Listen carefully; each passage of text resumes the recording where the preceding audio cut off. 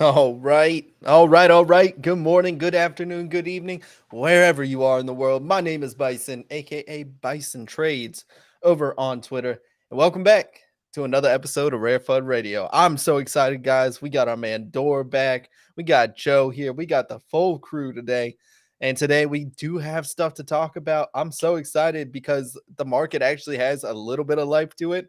I mean, it was completely dead. Last time we talked, I don't know if you saw how despondent Joe and I were. In fact, I looked yesterday and I did not even upload the episode to podcast because everything was just so down bad. I don't know if anybody wants to hear it. I may still upload it just in case because I did edit it. But in the meantime, we do have stuff to talk about today. Let's talk about Klanos absolutely crushing some volume. I mean, crushing it. We actually seem to have some whale activity there. We'll be talking a lot about Klanos today. We'll be talking about Lily. And Lily's recent rise from the bottom, it's up about 50% today. Over the past 24 hours, I should say. But nonetheless, I mean, it's showing good signs of strength off the bottom. We do have some other projects moving. There will definitely be alpha today. We'll be talking about the picks we made last Tuesday. We'll see who the winner is on that front. And then we'll also be making some picks as well today. There's a ton of news to get into. We're going to talk about Mongrel Sale. Definitely going to be talking about Mongrel Sale. We're going to be talking about ordinals. There's definitely some ordinal news. Guys, the ecosystem has a little bit of life to it. But before I get into it, I cannot go further in this conversation without my content brother, my man in Mexico now. Dor, how we doing today? I caught a mid-bite, bro. I caught a mid-bite. Your boy's starving, man. I woke up, haven't had anything to eat. Been in meeting all day, just jumped off one with Shake to come on with you guys. But besides all that, I'm happy to be here. Happy to hang out with you and Joe again. Talk about the market. I'm glad it wasn't here on Thursday because not a lot was going on. But today, man, things are popping. Planos are popping. I'm excited, man. Thanks for inviting me up, dude. Yeah. Well, no, you picked a great time to make the move, Door. I mean, you could not have timed that better. What were we going to talk about? I mean, you just heard it in Joe's voice too. Just how sad he was about the market. I mean, we both were just kind of like mopey the entire time. We're like, okay, here's the alpha. There's none right now. Everything's dying. But nonetheless, let's bring up Joe, and maybe he'll sound a little bit more cheery today as well. Joe, how you doing today, bro? Doing well, doing much better than that other day. Yeah, we were down bad, B. We were down bad. It was looking bad, man. It wasn't looking too hot for us here, but we got door back, looking fresh, new background, same door, and we're out here, bro. Yeah, guys, in a matter of like a couple of weeks, I went from closest to the equator to furthest from the equator. You guys both got a little more tropical on me. Hopefully that sunshine helps affect the mood as well. It does seem like you guys are both alive and thriving. I'm glad you made successful moves. So, nonetheless, we got a ton to get into. We can talk a little bit about the market. So there's some mixed reviews in my opinion. One, NFT volume is up. We are at 122,000 Solana volume according to txo.com/stats. Magic Eden at 72k volume. Haiti Swap back at 17.8k volume. Tensor is definitely one I want to talk about today. It has been seeing a rapid rise in its volume. I want to talk a little bit about my experience because I'm a Soul Sniper maxi, right? It's really hard for me to get away from Soul Sniper, but I will talk about a key feature that I think is definitely playing in Tensor's favor. Well, a couple, right? We all know about the points, but we'll get into it. They are sitting at about 16.5k Solana volume. Coral Cube is now down to 6,000, and it seems to be broken out from Magic Eden now on TXO, which is good. This is the exact amount. I even think 6,000 is a little bit high. Elixir is now on here as well, sitting just under 5k Solana volume. Guys, I want to get your take on the market before I share my thoughts. Let's go with Door first and then Joe. Door, how we feeling? Door, we can't hear you. Can I, Sorry, Joe, man. can you hear? Sorry. There you go. I'm getting back in the flow, dude. My dog was barking, so I was like, I muted it, and they forgot to unmute it when I started talking. Hey, man, first day back, getting back into it. So, the market, like, there's a little bit of life in the NFT market. We're starting to see pumps across a couple collections, which is nice. However, it's like I want to see days of steady increasing volume before I get too optimistic. Just because a couple collections pump doesn't mean everything else is going to pump. There's so few participants in the market now that we're probably just seeing hot balls of liquidity rotate around the market. So just as quickly as Planos and Lily ran up, if something else cool comes along, we might see pullbacks in those NFTs to circle to the next collection. But overall, Magic Eden down to almost 60% of marketplace share, man. That's rough, man. And I foresee them continuing to lose market share as time goes on, dude. And there's no surprise that us on this show, we hate Magic Eden. Like, their policies are grimy. They are just the absolute worst. They can't write good articles on ordinals. Oh my gosh. So anything that, if another marketplace can take their market share away, I'll be a happy day. And we're going to be celebrating here on RareFUD. Yeah, I do think their day's numbered unless they want to come up with something a little bit more innovative rather than copy pasta from other exchanges. And they've been doing that. That was Magic Eden. Magic Eden came through with a little bit better UI and UX than Salon Art and Soul C and everything else at the time. And that's how they started their rise to power. And then from there, they just kind of copy pasted a lot of other people. Hyperspace. They acquired Coral Cube. I mean, they really were just like, hey, we're going to quash as much opposition as possible whenever we can. So, Joe, let's kick it over to you. How are you feeling about the market? A little bit more lively today? Are we feeling a little bit more optimistic? Anything like that? Yeah, so for my scalper mindset, like I made out pretty well with some mid trade swings I put on Clanos, Elixirs, a few of these bags here. But like Dorian said, what I'm looking for right now to kind of give me that like to like really re-enter and punt some longs here on some NFTs would be the unique wallet amount. Like I want to see that go up, and if not, that just shows me that we're like cycling liquidity like we always do to peer to peer. So we'll see that with a lot of these hype mints coming in. we'll see if we actually have unique wallets ramping up with actual new liquidity coming in, or if we'll just try to, piece together a mint to secondary solution here, where Claynos, Lily, all these projects that ran up drop back down to where they were. That liquidity goes into the upcoming mints, and we ride. That seems like more of the easy play to think about now. Is like that's most likely going to happen, but we will see. We might be surprised. So that's kind of what I'm looking at right now, is unique wallets to kind of give me that confirmation. Yeah, and that was definitely the point that I wanted to hit across, as why I am cautiously optimistic, is because it really hasn't budged as far as unique buyers go. Now, I will say, as a counterpoint to the counterpoint with the unique buyers, is I usually go off Soul Sniper, right? Soul Sniper is usually where my numbers come from. And I will say that I'm a little skeptical on the number. The reason being is they don't incorporate tensor data. So I need to talk to Salami Mommy, see if they do or don't, if it's market wide or anything like that. I don't know if they incorporate Elixir AMMs. I don't know if AMMs get properly acquired into that number. So I'm starting to think, like, I don't want to take that number too much at face value. I do think it is a little bit healthier than what it suggests, but nonetheless, like, I do feel a little bit better about the market. I think there are plays to be made. We've seen Lily come up 50% from its lows. Liberty Square did the same thing, like a week or two ago, where it went up 50% from 10 to 15. It's back at 11, but I don't think it stays there too long. There is definitely a few plays out there that I'm interested in, man. I think I'm Yeah. definitely interested in. So SPLs as well, right? Like RLB, right? Like Dust, like some of these SPLs, right? Like put yourself lost, take yourself out with a 3 to 5%, but like there is value proposition to be had with some of these speculative assets, right? There's big announcements coming up, speculation. You want to buy into speculation, right, and sell out into news. Like that's like the way the market goes, and nothing changes with SPLs. They're volatile as hell, but at least if you don't want to go buy a more illiquid asset into an NFT, you play a little bit with SPLs. You can get in and out there. Be careful of slippage.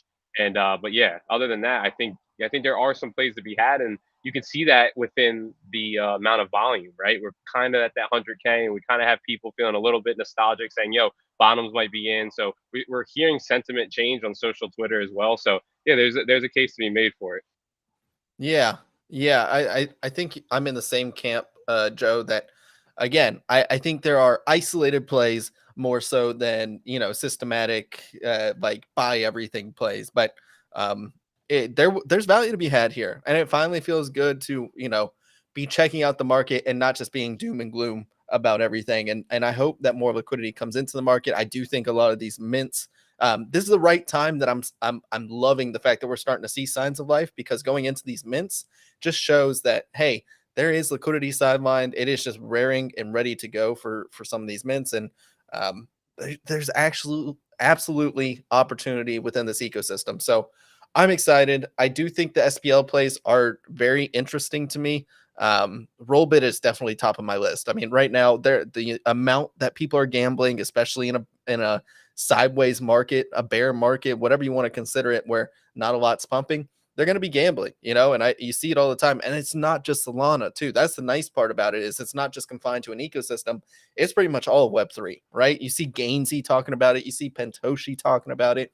A lot of these bigger accounts that, we get caught up in our echo chamber within our own ecosystem, that it's been nice lately. The fact that Solana has been so sideways has allowed me to make sure I'm checking my biases, and going and following other accounts in other ecosystems, or just crypto as a whole, right? And I think that's an important thing to do. I think everybody should be checking their biases. But let's jump into some headlines, because there's a few. The number one thing I want to talk about right now, and just hats off to them, I want to talk about Yuga Labs for a couple reasons, right? Number one, Mongrel just sold a $1.6 million Dookie Dash key, the golden sewer key, to Adam. He runs recycling and trash management over in New York. I checked him out. Super nice dude. By the way, he brought DeMar Hamlin to a Syracuse game or something like that, front row. Like, you're like, yeah, that's the kind of person I want in Web3. So first off, I'm glad to know that the buyer isn't just like some DAO, like, UpDAO and Meme Land and stuff were the ones who initially put out bids. Then comes this solo guy who, I mean, just seems like a really wholesome person. And I'm like, yes, dude. I'm like, yes, more people like that in Web3. and came through and made this $1.6 million offer. It was accepted by Mongrel. Congrats to Mongrel. That is more than he ever won in Fortnite, which just goes to show that there is a niche we can carve out here in Web3 gaming. Guys, your thoughts on the Dookie Dash Key sell from Yuga, and what do we think we see next? Because I did see from NFT Paris as well, Farouk was talking to the interim CEO and was asking for plans, and it sounds like they're going to be gaming focused, and we're seeing Magic Eden talk about gaming a lot. We're seeing a whole lot of people, and I do think this is the year that we start seeing a little bit more elevation in the gaming sphere. Let's go Joe first, and then Dorian.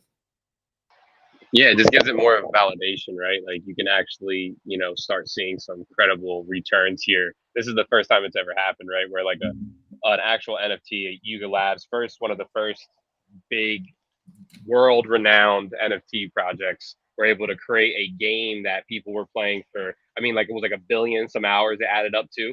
I think something ridiculous amount of time played cumulative. And I don't know, it just kind of gives a little bit more validation to the possibilities for blockchain gaming. And I think that's exciting. And I think 1.6 million is like probably the drop in the bucket at this point to what could be. So it's exciting and gives a little bit more hope and validation for sure. Well said, Joe. Well said. Dor, what's your take on it? What are we thinking here?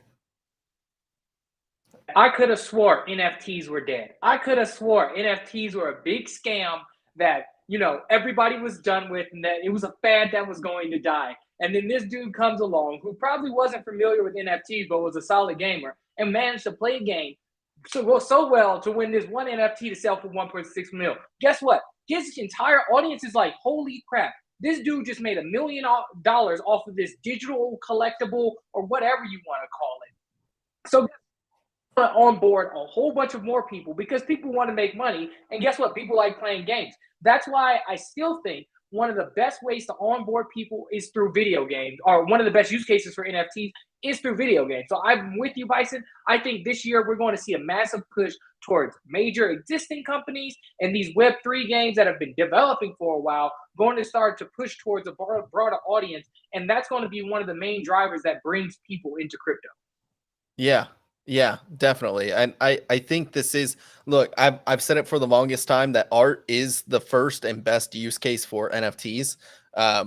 It was clear and obvious, and it's been like that from the get-go, but I do think gaming is the next push. And I think what it can bring to the ecosystem besides, and look, I hate to break it to a lot of people, but besides the Hogwarts game, which has been in development for forever, to me as a gamer, much less so these days because I don't have as much time, but games feel a little bit more stale these days, and like it doesn't feel like there's a lot of innovation or anything. And I think NFTs could really be like a synergistic, mutual beneficial thing for game title producers, for anybody developing in the space, and then on consumer end as well. And I think there's a lot of possibilities.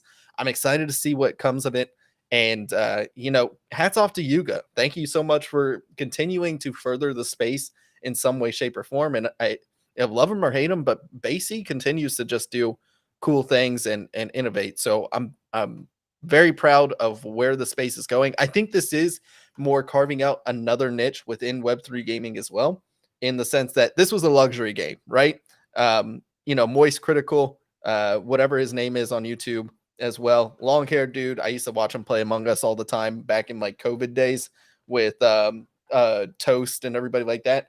He was absolutely ragging, like just dogging on Dookie Dash. And there's a lot of stigma that comes with it that I think we still have an uphill battle to face, but this is a right step in the right direction. That this is money you cannot ignore, right? For the average everyday consumer, somebody who loves video games, this is a real potential of unlocking, hey, I can put in so much time and money into this game and maybe get something back, or at least be able to recoup some costs whenever I'm done with the game. And so I just see possibility there. Yuga also gets my 1 minute, Dora. Your mic keeps going in and out. What do you got? I'm sorry for interrupting your point. No, you're all good. I was also just going to move it on to Yuga getting introduced into the ordinal sphere. Dora, I definitely want to switch over to you because you're the ordinals guy in terms of us three, in my opinion. You know, I'm still getting more comfortable with it.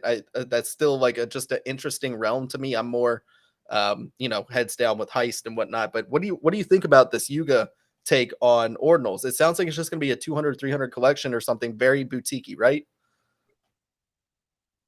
100 pieces, but it's massive, man. This is just adding legitimacy to ordinals. I talked about this a couple weeks ago. It's like we're not going to see these massive, huge generative collection over on ordinals. And for those who don't know what ordinals are, they're just NFTs loosely on Bitcoin, just so everybody has a common understanding. But the fact that Yuga, they haven't released anything on any other blockchain other than ETH, has decided they're going to release a boutique collection of art on ordinals is massive. This thing is going to absolutely print, dog. And it's going to be an auction. So you're going to have to bet on these pieces probably in BTC. Yeah. So unless you're like a BTC well, you're probably not going to get one. I'm trying to look for more information to see if they'll have a potential for like whitelist or, you know, some type of way for the average person to get it. But yeah, man, this is going to be pretty intense. And the fact that you have to go through so much setup in order to even have a ordinals wallet, I think is going to limit a lot of people from getting it right now because the infrastructure on the ordinal side isn't there yet. We don't have trustless marketplaces yet. We don't have wallets that are people are able to trade Satoshis on yet. One of the reasons people are like, oh, can I just get a Bitcoin wallet? Well, yes, you can, but the problem is that these Bitcoin wallets don't recognize the difference between individual Satoshis. So if your inscription is on one Satoshi and that specific Satoshi has a certain value because the inscription's attached to it, by inscription, I just mean NFT, if you're trying to send that inscription to somebody else, it doesn't do that. It looks at all Bitcoin or Satoshis as the same thing. So you could accidentally send your inscription worth several $1 million away to somebody else, and that would screw you over. So right now they're developing out infrastructure, but once that infrastructure is there, I think we're going to see a massive push. And the fact that Yuga Labs is already setting up ground there is just makes me even more bullish for the future of the chain. Yeah. Yeah. And I definitely, I mean, like we've been saying for a while, ordinals is not just a fad.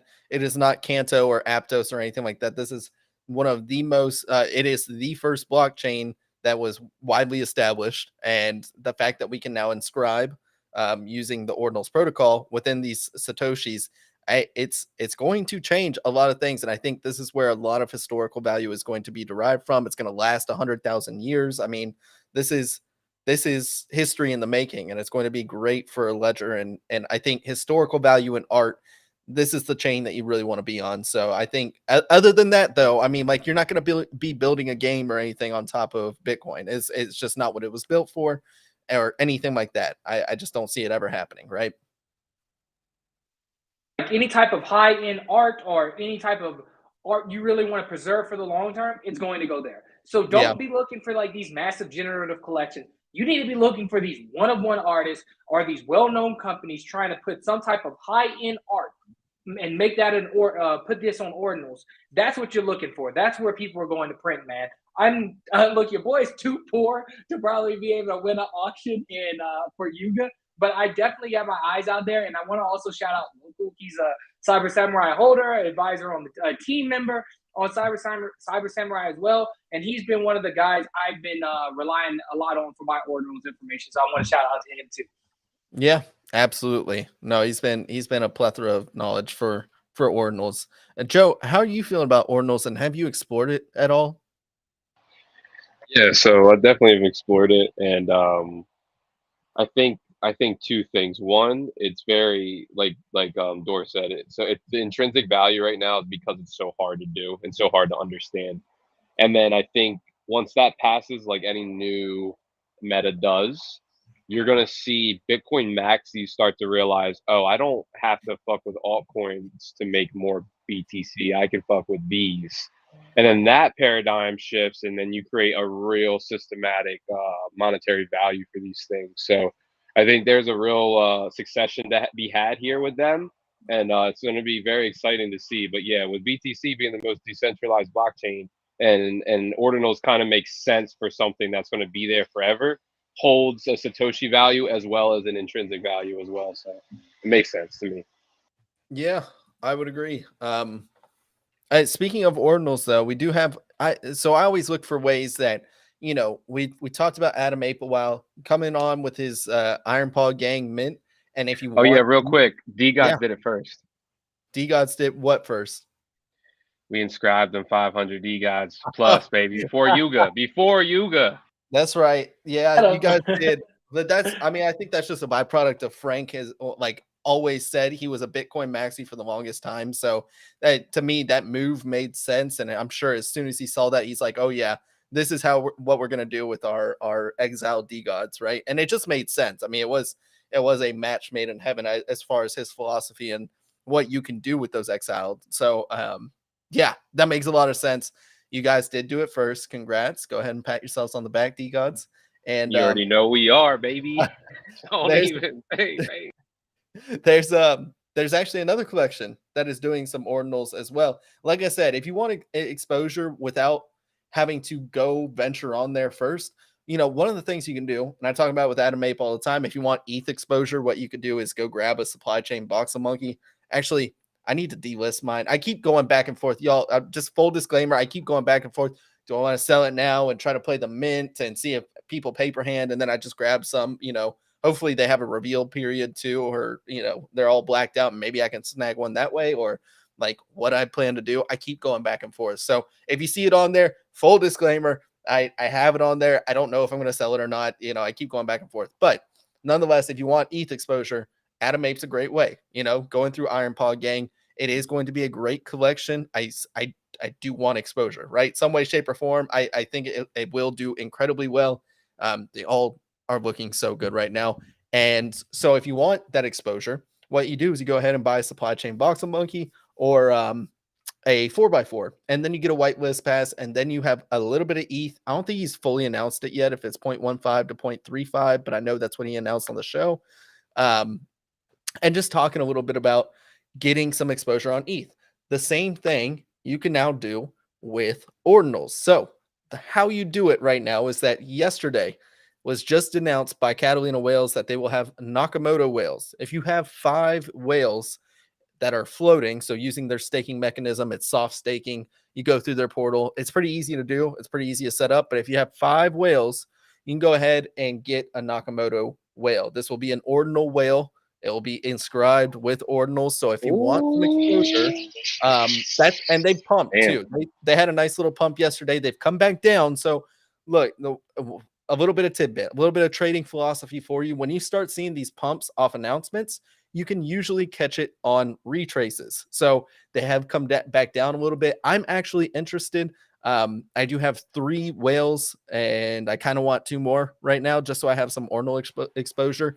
That's seamless for me, right? I just get this solely for having them staked or floated, I guess. And I don't know. I think for me, I always look for these opportunities where I can get some exposure, maybe trade on there. And then now I have some ordinal exposure. I now have some ETH exposure, and I barely even had to leave the chain to get that exposure, right?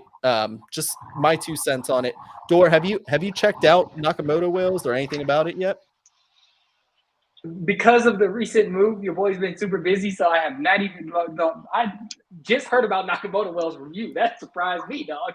Yeah. So yeah. So I've heard of it. Dor, real quick question, because I might have a clarification for other people in the audience. How do you prove? So it's an ordinal that's on BTC, yet it's held on ETH. Like you purchase it in ETH, and they hold it in an escrow. Because how do you prove ownership of these things? Like I don't understand it because I'm like so smooth brained. Like is there like you're not clicking on a collectible or somewhere? Like how do you prove this is yours? How do you see it? How do you? Is just a numbering system of Satoshis on BTC. So every Satoshi has a certain number attached to it. For those who don't know, there's 100 million Satoshis in one Bitcoin. So each people can take an image and put onto a Satoshi. So that's how people track it. Yeah. Oh, so okay. Yeah. Okay. So that's why the whole block. So that whole block that was from D-Gods, that whole block itself, that Bitcoin block was inscribed through. Okay, I get it now. Okay. And they're like, they inscribe the block is like they have these ordinal numbers, like ordinal number whatever to whatever. So and then this is where the rarity games comes into play too, because certain ordinal numbers are more rare than other ones. So let's say you have ordinal number 6969. That could be more rare than, I don't know, 6142. Ordinal numbers are assigned as Satoshis are minted. So every new block Satoshi comes out, boom, each Satoshi is now numbered. So the more rare that Satoshi is, the more like the first Satoshi ever created will probably be super rare. And that's where the ordinals rarity game comes into play. So let's say if you got the 420th Satoshi that came out, and you inscribe a Pepe on that could have value to it. So yeah, it's funny because it's kind of like a gamified way of, we see it in editions a lot too, in the one-on-one scene where everybody is trying to get that first edition, and then it's like, well, if there's 100 editions, everybody's like waiting to click and see if they can get number 69 because we're all degens here and everything like that. So there is like almost a gamified way of inscribing on Satoshis, and so it is interesting to me to see how it all plays out. But thank you guys for that real quick. Sorry to interject. That's all door. That's all door. But going back to Catalina, they have had a nice retrace. They are at 26.92. Before you go aping into Catalina, I do have to make sure and see the snapshot hasn't been taken yet. So, if you want to go ask them, they're usually a very responsive Twitter. I need to go ask Kenny and see if they have or not. But I haven't seen anything on the timeline that says snapshot has been taken. I haven't checked the Discord as well. So just full disclosure, by the time you're listening to this, if it's on podcast, by the time you're listening, even right now, I don't know if that offer is still valid. So be careful. But nonetheless, I love whales. Dude, they announced a Def Jam partnership. How many other NFTs are doing that? And like we're continuing to fade them, dude. I don't necessarily get it. I love my collection of 3 whales, by the way. My 3 whales are so slick looking, and like you want to think, I was thinking about why you're going to make out with that, and I was thinking about Catalina whales, right? And the paradigm of this market, this new market, real quick. And I was thinking, like, I need a bag of those because, as you see already, we're getting to the point where we're not minting out bullshit. We're actually very critical of founders and new people coming into this space and what they want out of us and how much money they're getting from us. Like, we actually care now as a hive mind. And with that, I think that's going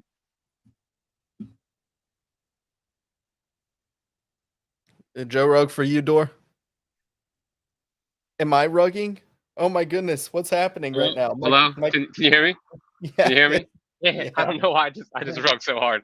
But so yeah, that's what I was saying. We're very critical of new liquidity, where it's going, who's coming into the space, who's building.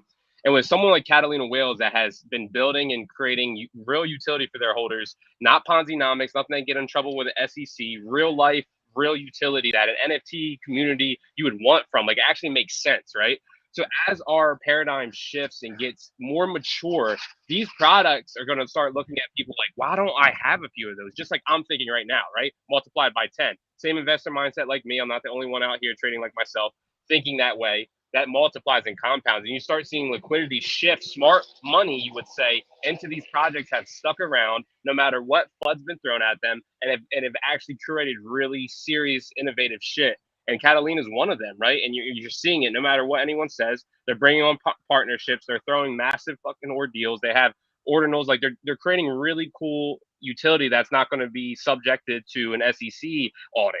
So that's where I'm at with Catalinas. I was sitting down smoking the other day, and I was really taking a gander about Catalinas, man. And I wanted to get that out now that you said that. I forgot about that thought.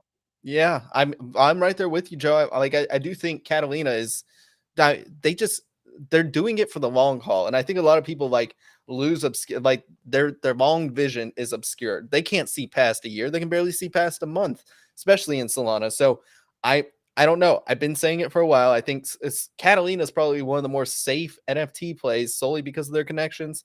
I think they're doing the Web3 strategy right. Like, they're introducing trait packs. They had announced a deal with Def Jam. They're now doing Nakamoto whales. Like, their ability to adapt has actually been pretty impressive lately. And I think a lot of people are undervaluing it.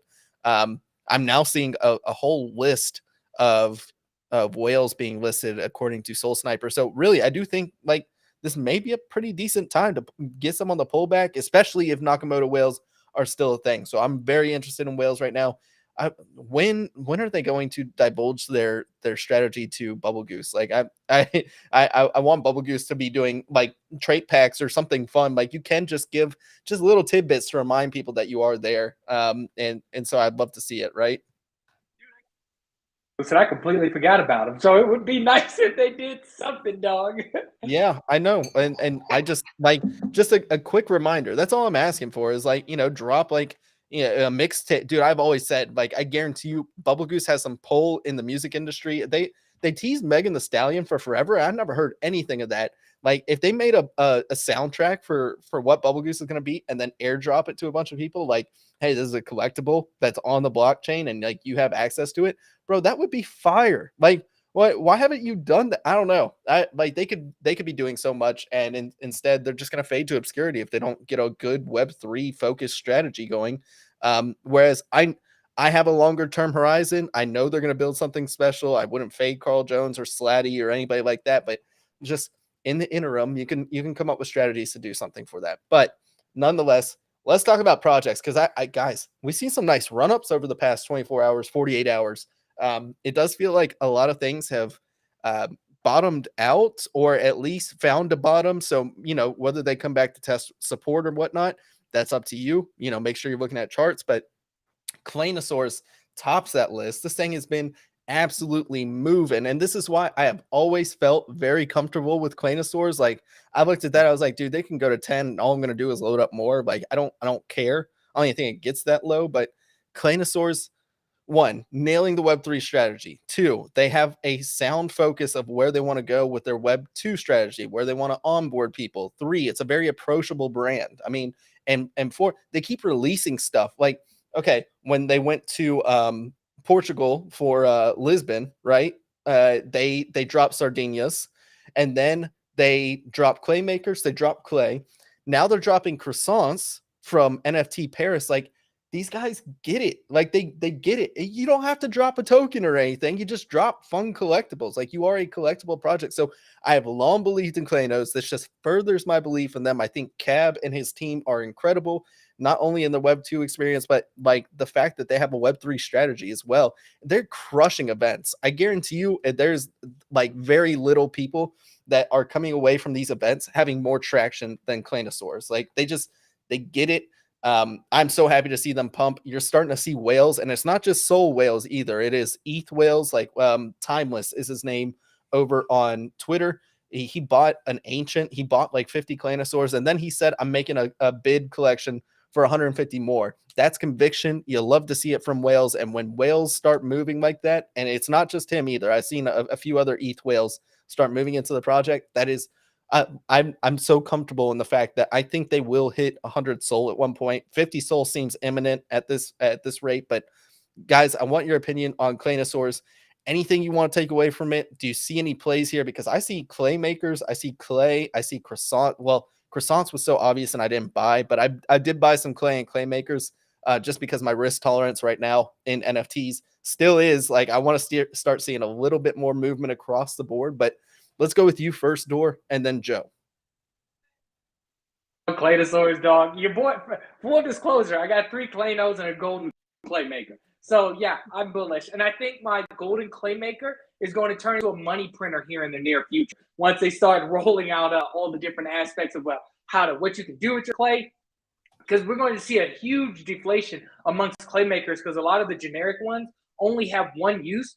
And then the second tier, I think, has 3 to 4 uses. So that's going to go fast because it's not just what the armor you can make to upgrade to make your Claynosaurs into a certain classes. They're going to have like weapons and other things in the future. So with me and my time horizon on trading, it's like I can be a little patient. So right now, I think one of the best plays that you could potentially do, especially on speculation, is just picking up a golden clay maker. But with the croissants, man, it's like just everything about the team, man. They know what they're doing. They know how this market moves. They know how to pump the floor while also working on the Web 2 aspects and pushing the other projects. I think on RareFUD a couple weeks ago, I was like, I'm bullish on people who know the market. And guess what? This team knows the market. Yep, it's true. I can't agree more. There's actually a really good question in chat. I do want to address it. Michael is asking, other projects drop and drop more. and are called Ponzi's. Why is Clay no different? And I think the big key difference is I think they have plans within their ecosystems for all of these drops, whereas some of these other projects that are just dropping is more of either a cash grab, or they just are dropping for the sake of dropping and have no idea what they actually want to do with these within the ecosystem. So I think like Clay and clay makers have their role within Claynosaurs. I think Sardinias are going to be pterodactyls. They're going to be ultra collectibles within the collection. And then croissants, I don't know what they're going to do, but that's also like they're weaponizing anticipation for what they're going to be. They've already seen what Sardinias are going to be, and they're like, well, croissants could be something too. It's a little bit bigger collection size. I think it's at 444, but they have a strategy for it. And I think that's what sets them apart from most of these other airdroppy collections and everything like that. Joe, what's your take real quick on Claynosaurus before we move on to the rest of the market?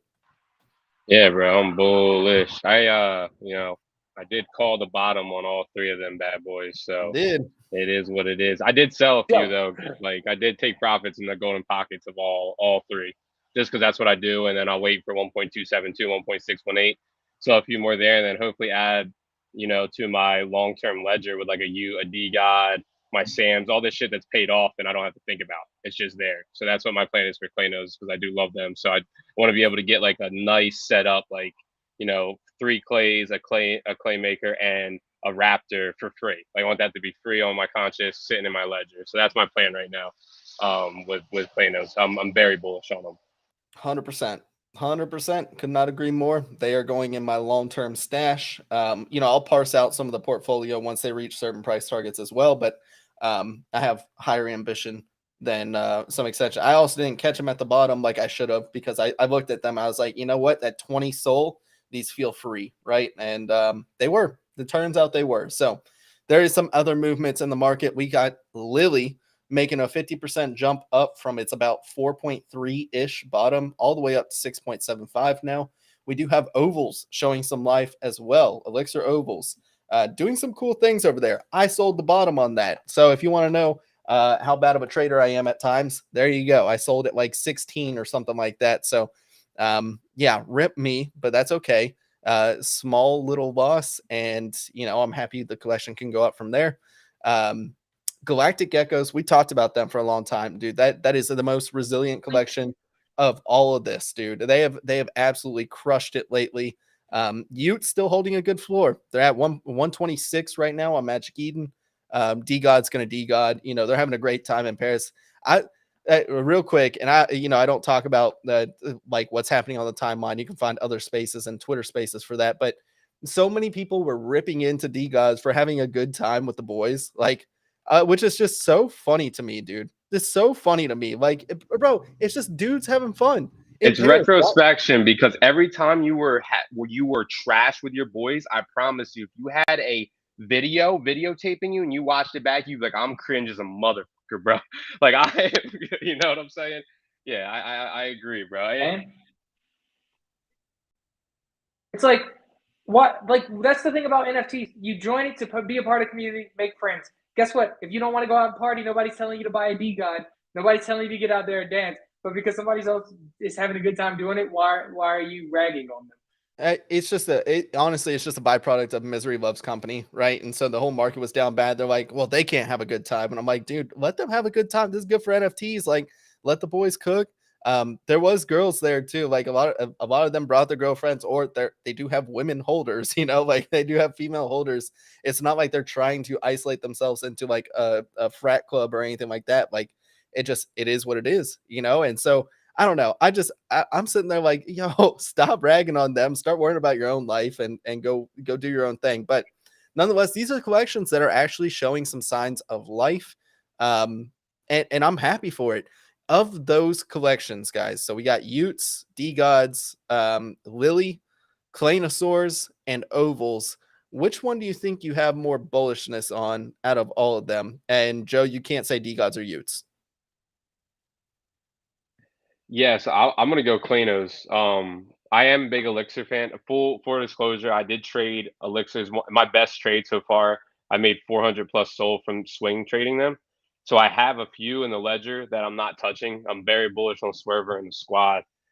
So those are in there. But Klanos would have, dude, just the way they're rolling it out. They're the first like project that can reach out from multi chains where people are coming in, no matter if they're on ETH, Cardano, HBAR. They want a Klano because they just understand. Like the team gets it. They understand gamifying speculation. They understand taking their time. Like, dude, the merch boxes and shit that they're coming. Like, they got so much stuff coming. People don't even realize the stuff that people love NFTs for, which are their main gimmicks, right?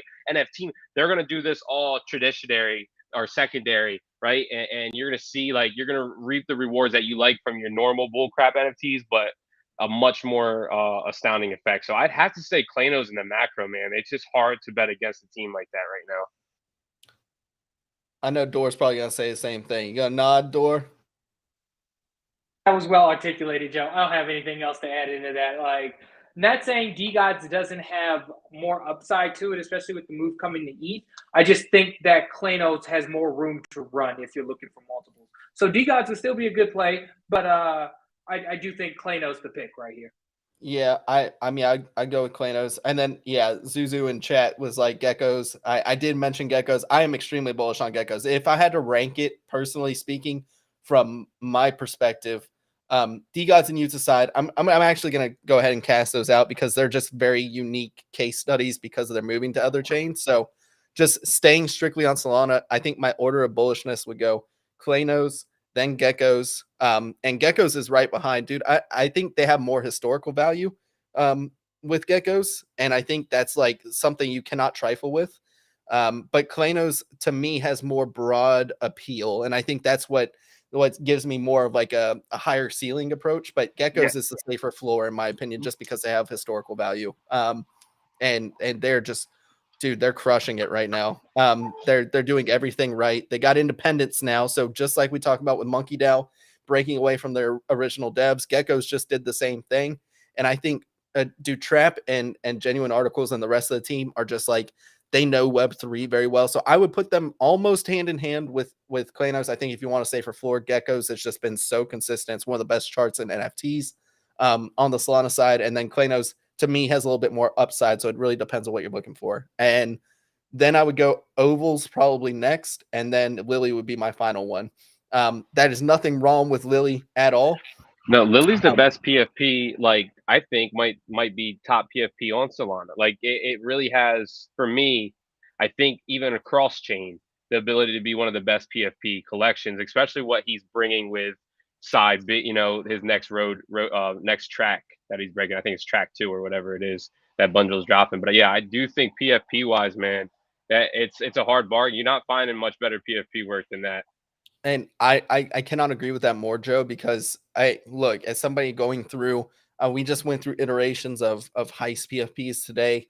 And it's really, I mean, like we talked about it with Corrupt, and I keep going back to Corrupt has one of my favorite interview lines of all time where he's talking about how one-on-one art is more of like an art problem, right? You're fixing art problems. You're coming up with designs and solutions for that unique piece, whereas generative collections are a design problem, right? You're trying to tackle a design problem and design it the best possible way that everything just kind of coalesces with each other.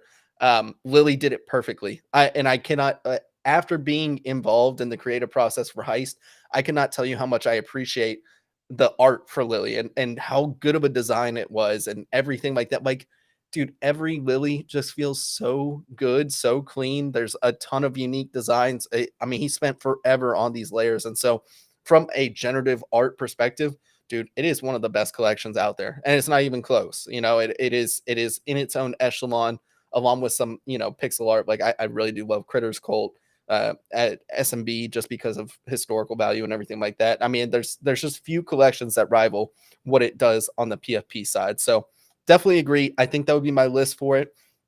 But guys, let's go ahead and wrap it up with an alpha corner. We do have some life in the market. I think there is some stuff to talk about. Before we get into that, though, we do our Tuesday picks, NFT face-off style. Let's review the results from last week. We had Door calling Utes at 124. We had Joe calling ABC at 78.87. And myself calling Geckos at 38.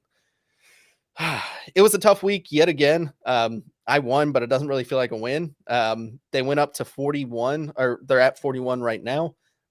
That is a 3 SOL gain, representing about a 7.5% gain. Not a boy. Door with 126 for Utes right now. That's a 2 SOL gain, representing about a 2% gain ish. And then Joe's down bad. Why don't I bet on plays I actually have in my wallet, bro? I don't know. I should just say Clay knows. That's my biggest bag at the time, over like 300 some SOL worth of Clay knows shit, and I just go, yeah, ABC. Why not? Why not? Never pick ABC, dog. Never pick it. I was down 50%. I'm like, bro, he's HG. You might want to, a little ego trip, right? People are coming at him for monkey all this shit. Maybe, let me go scoop everything. Let me go. Nope, didn't happen. So to give you guys a recap as far as records go right now on the show, I am 2-0-1. I will consider that one a contested win with Door as well. Door is 1-0. Well, he has one co-win, one loss, and then now he has 1 second place. And then Joe is 0 for 2. Down in the basement. Best trader we have on the show. I've been an underdog my whole life. I've been an underdog. I thrive out here, bro. I'm coming. Don't worry. To be fair, if we were trading on a shorter time frame, Joe would probably be waxing us easy. Bro, these are fucking me up. I keep thinking about my plays too. I'm like, oh damn, bro, 7 days. My brain doesn't work like this. I know. That's the funny part, is because Joe looks for these like intraday or like maybe a handful of days sort of trades, not a week. So for me, it goes to show that Joe is our best trader on the show. I will say that hands down. And he's losing this. So sometimes it is very hard. You just see what happens with this chaos theory that we have in NFTs, where it's so hard to predict what's going to happen within a week. So that being said, guys, I'm going to hand the floor over. What's your NFT pick for the showdown this week? Who wants to go first? You can go ahead and raise your hand, Dor. Joe, anybody? What are we doing here? You want me to go first? I'll go first. NFT pick. Let's think here, man. Oh, dang. I'll go first. Can I go? Can I go SPLs? Jeez, you're killing me. No, you got to go with an NFT. We could do an SPL face off on like Thursday or something like that. But yeah, I do want to hear your NFT picks. I'll go first just to give you guys a little bit of time. My NFT pick, and I keep going back and forth. What am I going to decide? What am I going to choose? I just see too much volume with Claynosaurs to deny, but I'm not going to go with Claynosaurs. I'm actually going to go with Clay. Just Clay. And the reason being... No, that's going to be my pick. So there's a reason for Clay.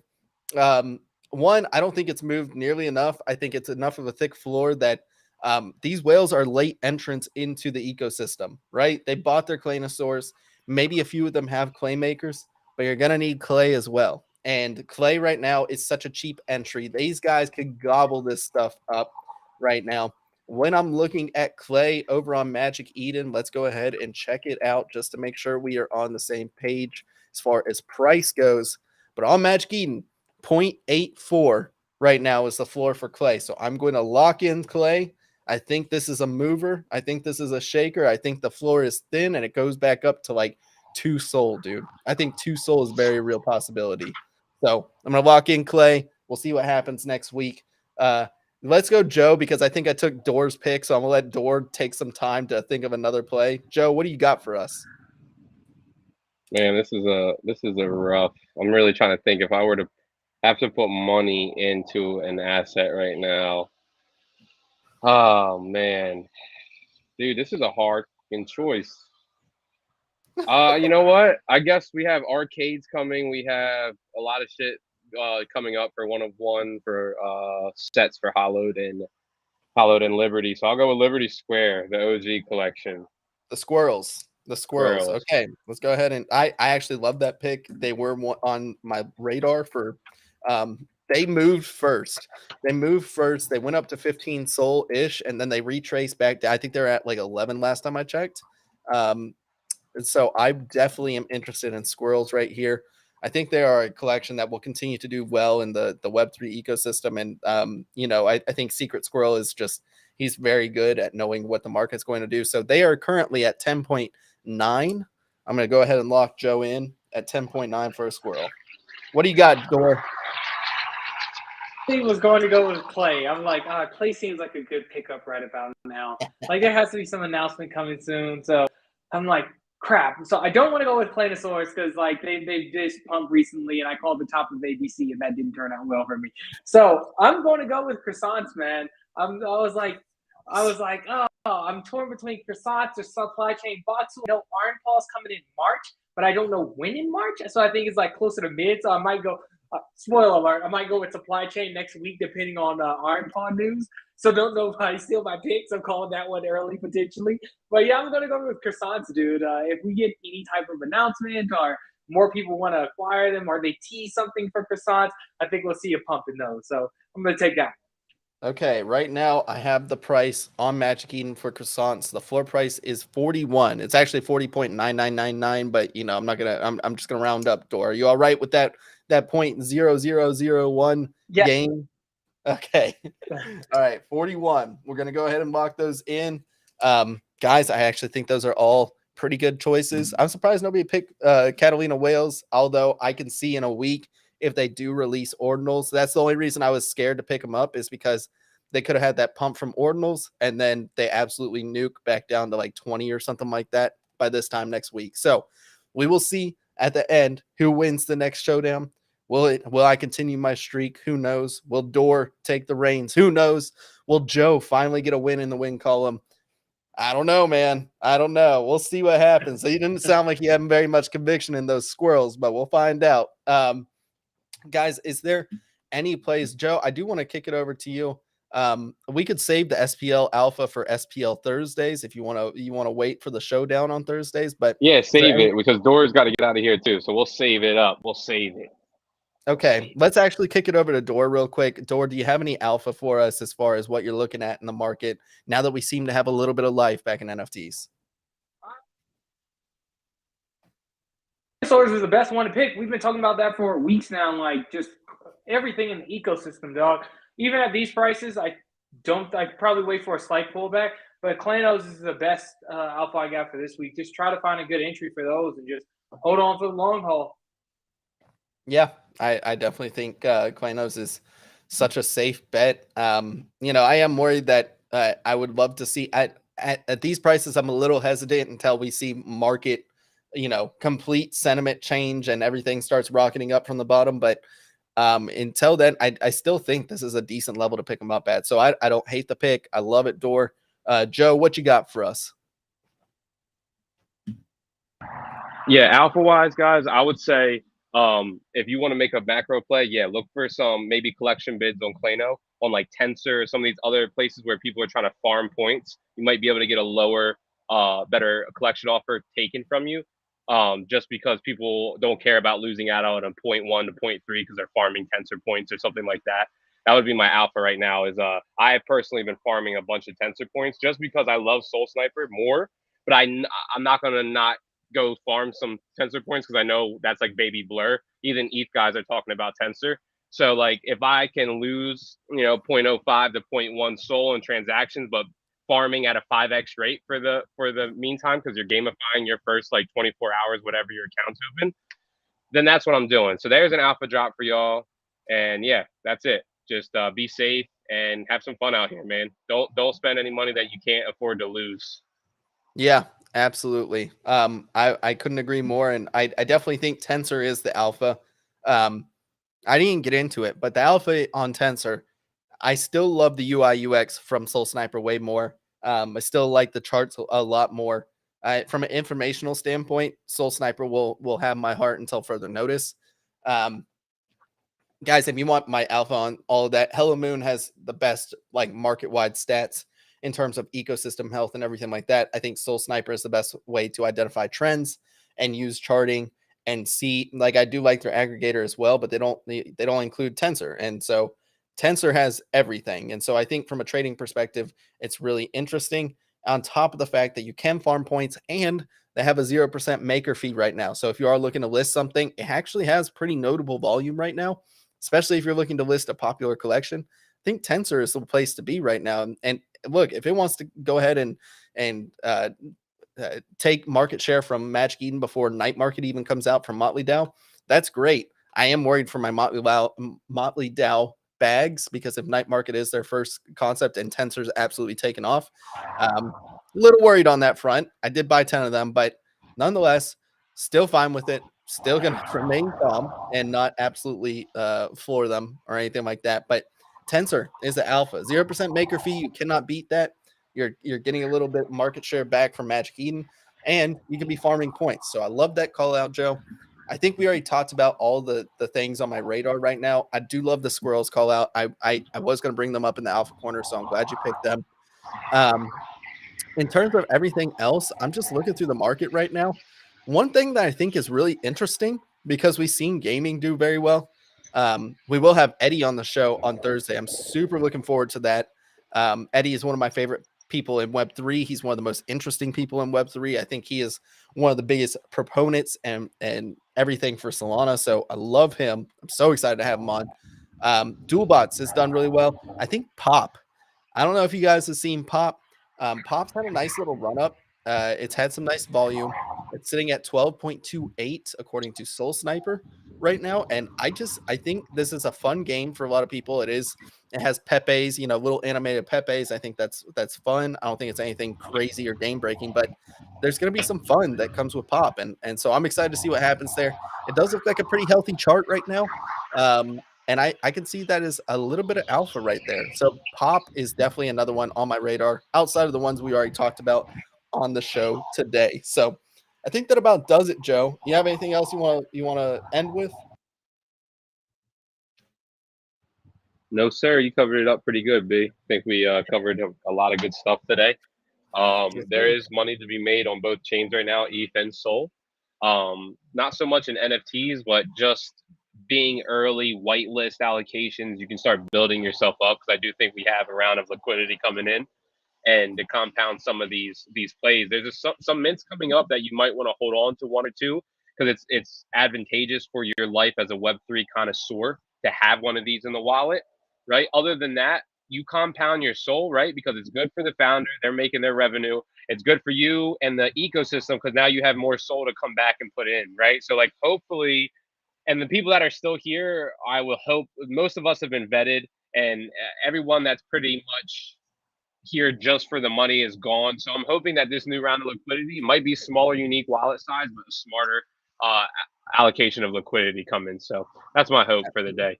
Absolutely. I couldn't agree more. So thinking about does it for us on this show, guys. Thank you so much for tuning in with us on RareFUD Radio. If you liked the episode, go ahead and make sure you hit that subscribe button down in YouTube.